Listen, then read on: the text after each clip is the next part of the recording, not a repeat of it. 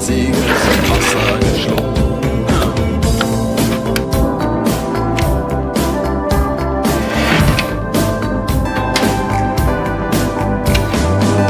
Als wir den Anker warfen, war es himmlische Ruhe.